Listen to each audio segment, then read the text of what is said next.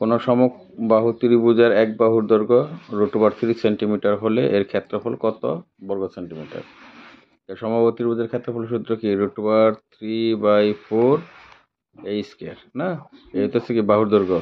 তাহলে √3/4 এর মান কত আছে এখানে? √3 হোল স্কয়ার। তো এটা কত হবে? 3√3 কত 4। সঠিক অ্যান্সার কত হবে? এটি না। তারপরটা কি আছে? একটি ঘনকের আয়তন 24√3 ঘন সেন্টিমিটার হলে এর কর্ণের দৈর্ঘ্য কত? তাহলে ঘনক এরকম না, এর আয়তন, ঘনকের ধার যদি হয় এ, এর আয়তন কত? এ কিউব। আর এ কিউব সমান কত? 24√3। এ কিউব, এটাকে কি লেখাতে হবে? 8 × 3√3। এ কিউব সমান কি লিখবো? 2 কিউব। আর এটি কত? √3 কিউব। এ কিউব, এটাকে ডাইরেক্ট লেখা যাবে 2√3 হোল কিউব। পাওয়ার বাদ দিয়ে দিলাম, এর মান কত? 2√3। তাহলে এখানে কি চাইছে? যে কর্ণের দৈর্ঘ্য কত। ঘনকের কর্ণের দৈর্ঘ্য সূত্র √3 × a। √3 এর মান কত আছে? 2√3। 2√3, এই 3 আর এই 3 গুণ করলে কত হবে? 3। আর এখানে আছে 2, 3 দুগুণে কত? 6। তাহলে ঘনকের কর্ণের দৈর্ঘ্য কত? 6 সেন্টিমিটার। তারপর আছে কি? একটি সমবৃত্ত ভূমিক বেলুনের উচ্চতা 2 মিটার এবং ভূমির ব্যাসার্ধ 1 মিটার হলে এর আরগুলি কই? বক্রতলের ক্ষেত্রফল, আয়তন আর ভূমির ক্ষেত্রফল। আচ্ছা, বেলুন হচ্ছে এই যে এরকম, এর ব্যাসার্ধ আর, উচ্চতা h। তাহলে এর বক্রতলের ক্ষেত্রফলের সূত্র হবে 2πr/h। 2π, আর কত?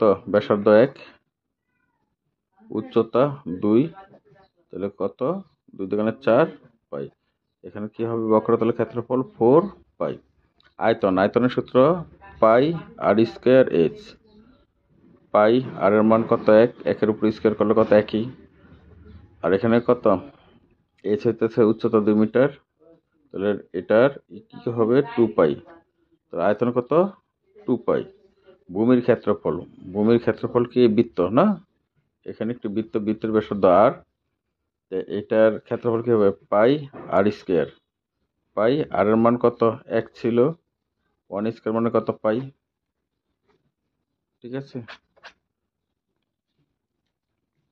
ত্রিভুজ PQR সমবাহু ত্রিভুজের পরিকেন্দ্র C হলে QCR কত? তাহলে PQR সমবাহু ত্রিভুজ যার 3টা বাহু কি সমান। এর পরিকেন্দ্র হচ্ছে এই বাহু আর এই বাহু সমদ্বিখণ্ডিত করে যে বিন্দুতে ছেদ হবে সেটা হচ্ছে কি? পরিকেন্দ্র C। তাহলে এটা দিয়ে যে অঙ্কিত যে বৃত্তটি হবে এরকম।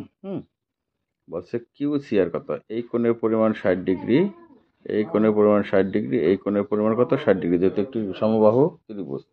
তো আমাদের বের করতে বলছে QCR, অর্থাৎ QCR এই কোণের পরিমাণ।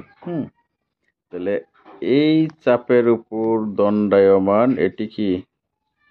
বৃত্তস্থ কোণ, আর এটি হচ্ছে কেন্দ্রস্থ কোণ। আমরা জানি কেন্দ্রস্থ কোণ বৃত্তস্থ কোণের কি দ্বিগুণ। তাহলে এখানে আছে বৃত্তস্থ কোণ 60 ডিগ্রি, কেন্দ্রস্থ কোণ কত হবে? 120 ডিগ্রি। তারপর আছে AR + AR³ + AR⁵ + ... n পদ কত? তাহলে এখান থেকে, এই ধারা থেকে যদি আমি a কমন নেই, r³ r⁵ + ... তাহলে এইখানে কি করা যায়? দেখা যাচ্ছে এখানে পাওয়ার 1, 3, 5। তাহলে এটি কিন্তু সমান্তর ধারা আকারে মানে বাড়ছে পাওয়ারগুলি। তো সমান্তর ধারা এই ক্ষেত্রে 1, 3, 5 এই ধারার nতম পদ কি হবে? a + n-1 × r। এর মান কত? 1, n-1, আর এর মান কত? আর কি এটা ডি, হ্যাঁ, 3 থেকে 1 বিয়োগ করলে কত 2, 1 প্লাস 2n মাইনাস কত 2, তো এটিকে লেখা যাবে 2n মাইনাস 1। তার মানে nতম পদের পাওয়ার কত হবে 2n মাইনাস 1। তাহলে এটিকে আমরা লিখতে পারি nতম পদের ক্ষেত্রে a, আর পাওয়ারের ক্ষেত্রে আমরা লিখব 2n মাইনাস 1। আমাদের nতম পদ হবে